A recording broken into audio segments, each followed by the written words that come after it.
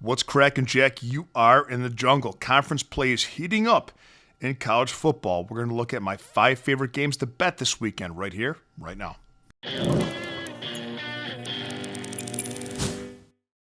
Greetings, everybody. Welcome back to the show. And if you're joining us for the first time, welcome to the jungle. We're going to break down in detail my 5 favorite games to bet in college football for Saturday, October 11th.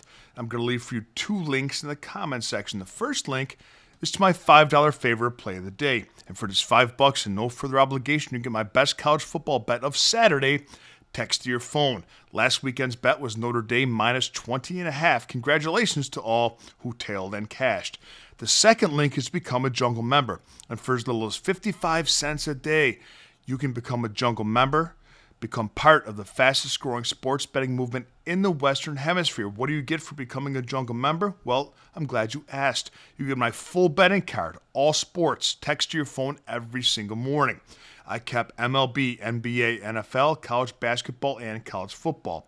You also get access to our members-only Discord, and you get a direct line to me if you'd like me to opine on any other bet that you're considering placing. We have a free weekly trial. Take it for a test spin and see if it's for you. Today's video is brought to you by Outlier.bet, the top name in sports betting research, and by Red Lobster because they pay me. And store credit, but, they pay me.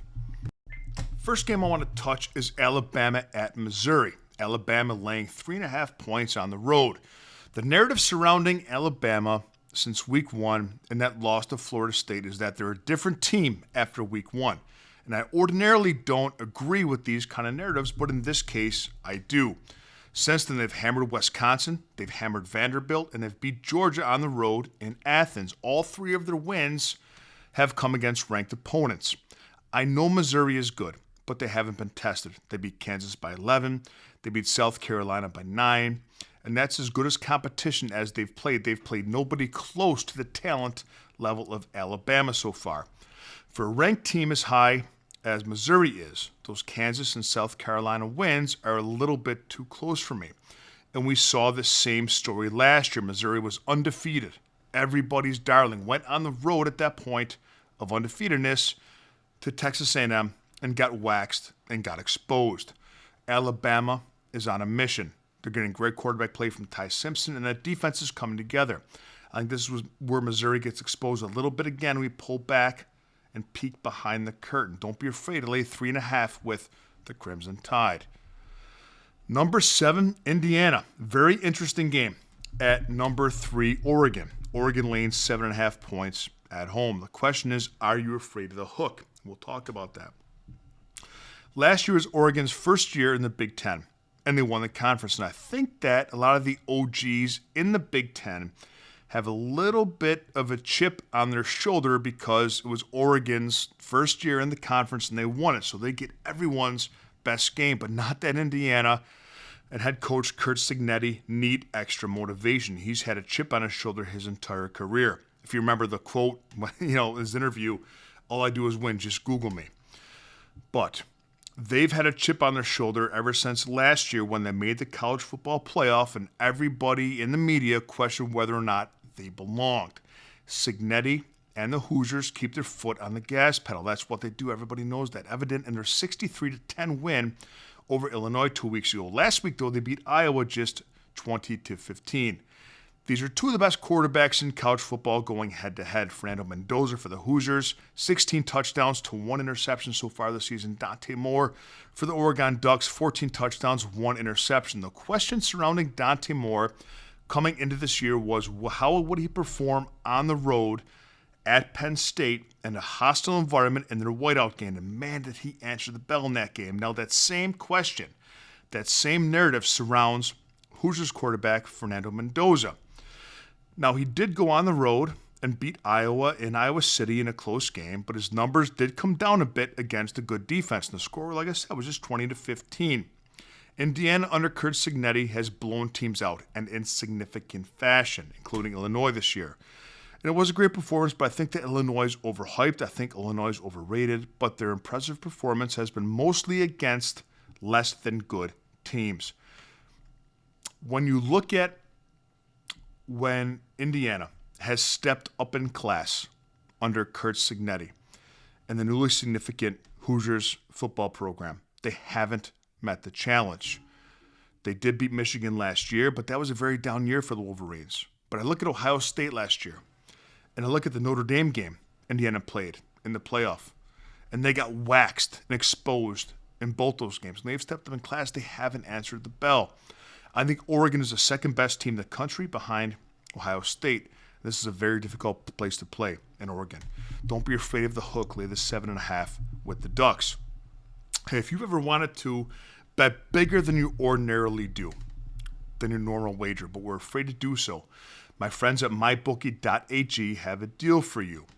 Open an account today with mybookie.ag using promo code SILVERBACK, and the first bet that you place with them, if it misses, will be refunded up to $500. We hope it doesn't miss. If it doesn't, that's even better. But you literally have nothing to lose by taking them up on this offer for Jungle viewers.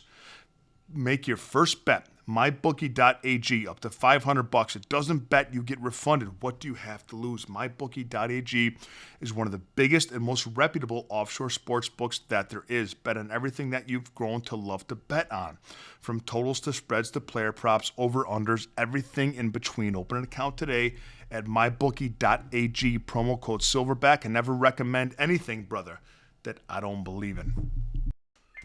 Florida at Texas A&M. The Aggies laying 7.5 points at home. Pardon me. Florida coming off their upset win in the Swamp against the Texas Longhorns. Now you have to ask yourself this question. Did that win Florida had against Texas say more about Florida or more about Texas? I think it said more about Texas. I think that it was an outlier performance by Florida against an overrated, overhyped Texas Longhorns team. The last thing you saw isn't the only thing that you saw. And I can't yet trust Florida quarterback DJ Legway, who's been so volatile this season. This game is in Texas, and one of Legway's worst performances was in Baton Rouge against the LSU Tigers, where he threw 5 interceptions.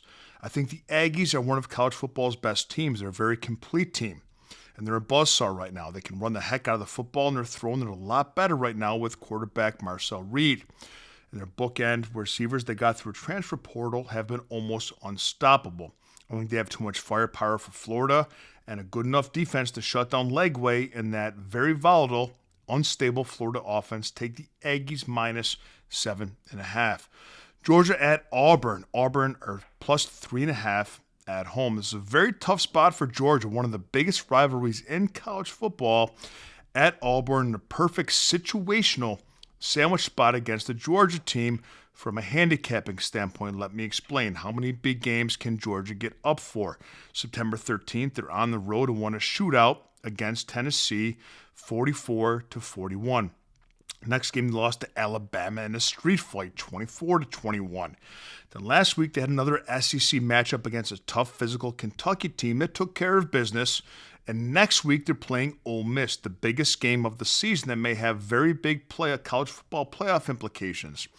Now, they're going to Auburn this game. And yes, Auburn does have a quarterback problem right now. They have incredible wide receivers, and Jackson Arnold has not been able to get the ball to them efficiently. But they're a very good defensive football team who can run the football. And they keep games very, very close. Their only 2 losses were against 2 top 5 ranked teams. And those losses were by a touchdown or less. They lost to Oklahoma by 7 on the road, and they lost to Texas A&M by 6 on the road. Now they return home in this rivalry game against a Georgia team that is not the Georgia team that we're used to seeing, defensively or otherwise. And they're getting 3.5 points against, believe it or not, a Georgia team that is maybe the worst they've seen. Of their last 3 opponents, the last 2 were on the road, but now they're at home.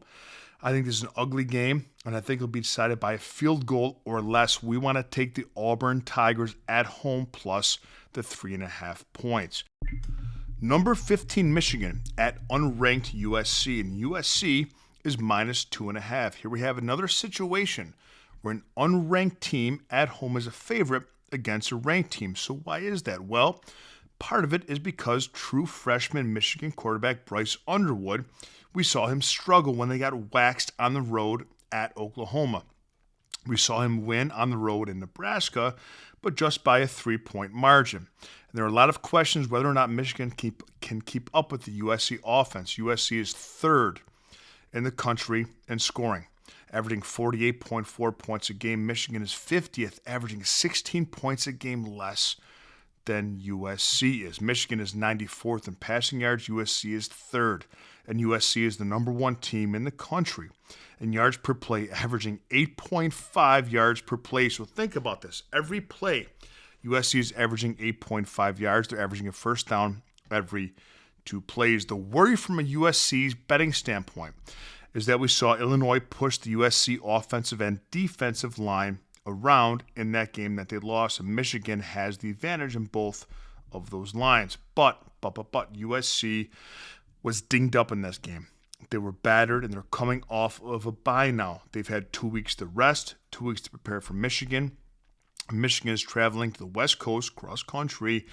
We know that's been traditionally a very tough problem for Big Ten teams. USC's offense will put pressure on the Michigan offense to keep pace, tit for tat, and Michigan will not be able to keep pace with that. Take the Trojans minus the 2.5. Let's have a day, Jungle Nation, and I'll see you next time with a little more money in your pocket.